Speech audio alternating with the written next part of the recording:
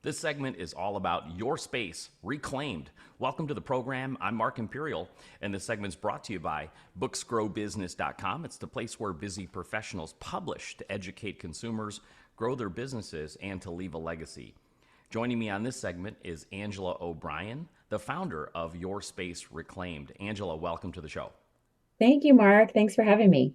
Tell us a little bit about your work, and specifically, who are the types of folks that you help? Sure. I am a professional organizer in Dallas, Texas, and while I help most busy moms with their clutter, I help them organize. I help them do everything from design a closet to going out and shopping for them, to going out and organizing that closet or space or garage or whatever it is. But I actually focus my work on families of kids with special needs. I am the mom of a 19-year-old daughter with Down syndrome.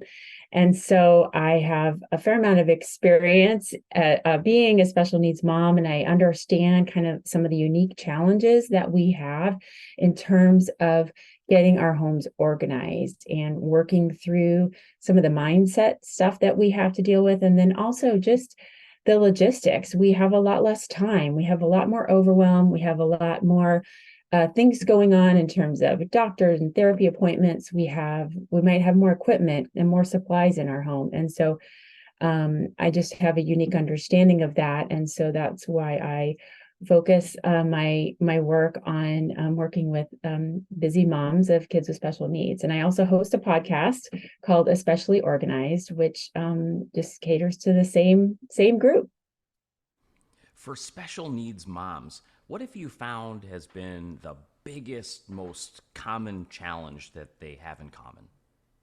Sure. I think that for many special needs moms, well, I think there's in my speaking engagements that when I share things about organizing and I talk about why it's so hard to get organized, there's kind of 5 clutter pitfalls that we discuss in the organizing world. And that's indecision, procrastination, time, overwhelm, and then guilt or fear. And I think that parents of kids with special needs, 3 of those are a little bit more challenging for us. And that is time. We have less of it because we are, my daughter's 19 and I'm still driving her to school and to her doctor's appointments. I'm still managing all of her care, things like that. We might have a little bit extra guilt, unfounded, but guilt that maybe our kids aren't developing or doing the things that we had hoped that they would be doing, or we are not providing all the care that we can to them given our schedules. And then overwhelm too.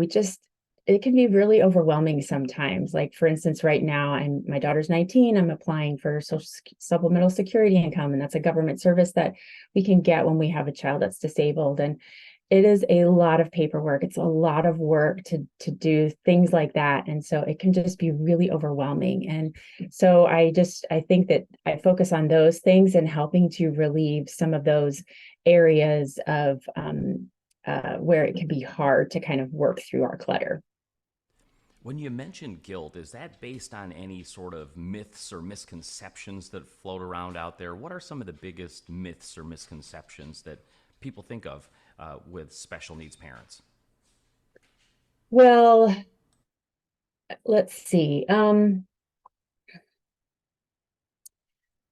think that for a lot of times, I'll get the statement, "Oh gosh, I could never do what you do," and I honestly want to say, absolutely, you would, because you would do anything for your child, And so there is a lot of that. We have to just get up and do it, right? Even though the challenges might seem really great, and when then we get into it and we do the day to day. But we might have a lot of extra work that we have to do to help our child get through their daily tasks, or to, work on their goals, you say, for the school year or for the calendar year. And on top of all the other, requirements that we have as moms and, keepers of our household and all of that.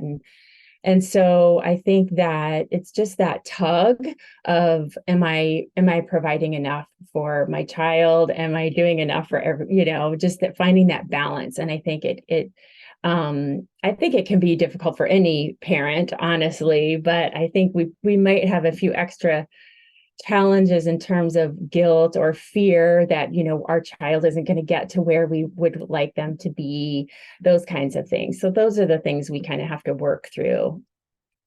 When you begin to work with your clients in regards to organizing and reclaiming their space, what are some of the biggest like mistakes you see them making that you help them overcome? Well, that's a good question. So a lot of times they might start with a project that is almost too overwhelming, like too much for them. Sometimes you need to start a little small so that you can work that organizing muscle, so to speak. And it can be really overwhelming if you start with something big. Say you want to tackle your pantry, and say it's really big and you have a lot in there. You pull everything out, and now it's taken a few hours to do that, and you've pulled out the expired items, all of that. But now you're like, oh my gosh, I'm exhausted. And now everything's out of my pantry and I have to put it all back, So things like that.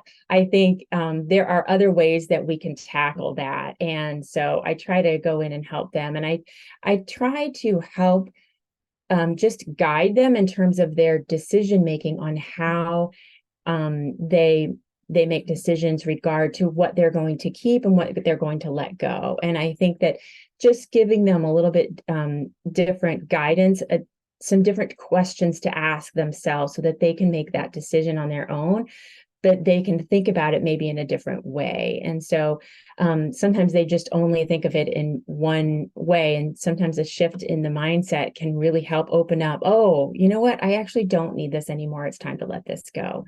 So just working through some of those questions that I might ask them to give them a little bit different shift in perspective. Great insight. Angela, take us back a little bit on what inspired you to take your experience and get into this field of helping other moms with special needs kids. How did you get started? Sure. So I was a stay-at-home mom for several years. And when my kids were entering middle and high school, we downsized to a smaller home and to be closer to my kids' schools, their new schools. And I, I mean, maybe it was a little bit of a midlife crisis. I saw them getting older and I had left my community and I was feeling a little lost. And I just felt like there was something more out there. And a friend actually told me about the Enneagram. And I started researching that. It's a personality framework, a typing framework. And it really provided a lot of insight for me in terms of that I really had not thought through, like what I really wanted and what I need. I've been so focused on taking care of my kids and advocating for my daughter that I hadn't really thought about what I wanted in the second half of my life. And so I just started really taking some time to think about what are the things that I really enjoy. And organizing has always been at the top of my list. It's always been one of those things that I do to calm my nervous system, to make me feel more in control. I've had people over the years say, you should be a professional organizer. And I just never really took it seriously until a few years ago when I was like, oh my gosh, I actually feel like I want to do this for not just me. And so I asked a friend if I could, organize a space in her house, and she, for free, and to take pictures. And she said, hey, I want to hire you to do more.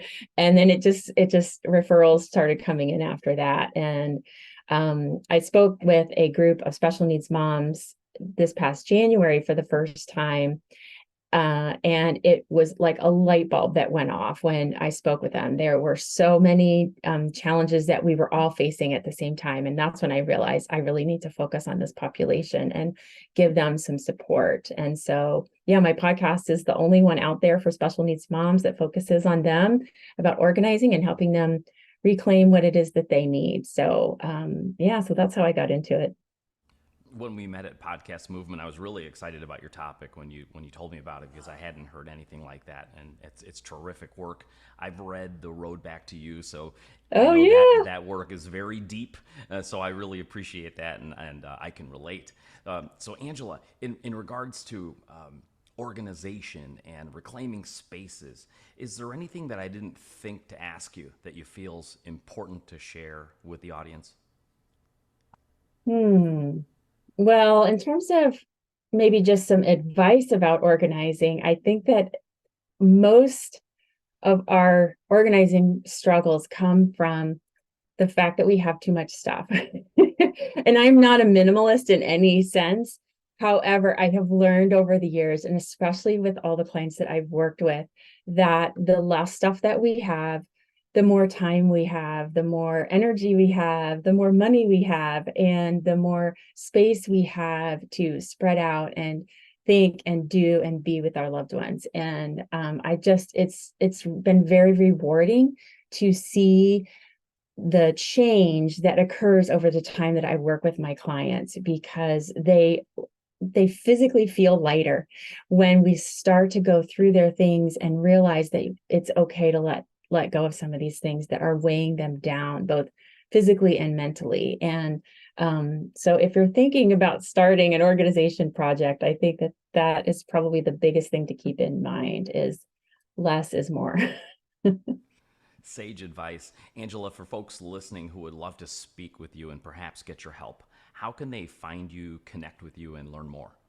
Sure. Yes, my website is yourspacereclaimed.net and or .com actually. So it's both. Um, my email is angela@yourspacereclaimed.net, and you can find me on Instagram and Facebook at YourSpaceReclaimed. And then my podcast is called Especially Organized: Sensible Solutions for Special Needs Moms, and it's available on all the major platforms. Angela, this has been terrific. I really appreciate you taking the time to share with my audience today, and I wish you continued success for you, for your show, your listeners, and all of your clients. Thank you so much for having me. I really appreciate it, Mark. I'm glad to meet you. That was Angela O'Brien, founder of Your Space Reclaimed. And this segment's been brought to you by booksgrowbusiness.com. It's a place where busy professionals publish to educate consumers, grow their businesses, and to leave a legacy. That's all for now. I'm Mark Imperial, and thanks for joining me.